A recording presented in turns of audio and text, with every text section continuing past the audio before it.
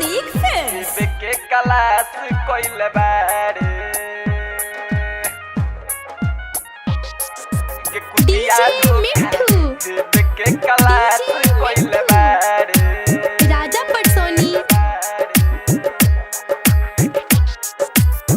हमसे छुपा के तू बोलगे कमीने हाँ हमसे छुपा के तू बोलगे कमीने को तलाश कइले बारे के कुतिया धोखा देवे के क्लास कइले बारे के खिलाड़ी धोखा देवे के क्लास कइले बारे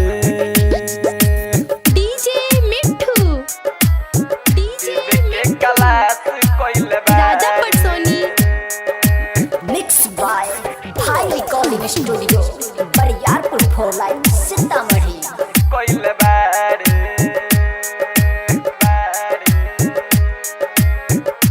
हाँ एक मन करता कि तोहके मुआदी दूजा मन करता कि दिल से दुआ दी काहे के संगा हाँ एक मन करता कि तोहके मुआदी दूजा मन करता कि दिल से दुआ दी जे करा के कहत रह कुताया कमीना जोड़ जे करा के कहत रह कुताया कमीना ओ करे के खास कइले बारे के कुतिया धोखा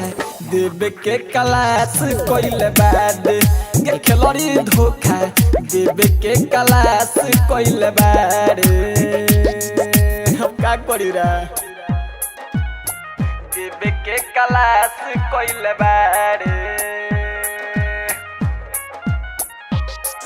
के कुतिया मिठू देवे के क्लास कइले बारे राजा पटसोनी प्रेजेंटेड बाय यूनिक फिल्म्स हाँ बिकरम बेदर्दी जियो तार घुट घुट के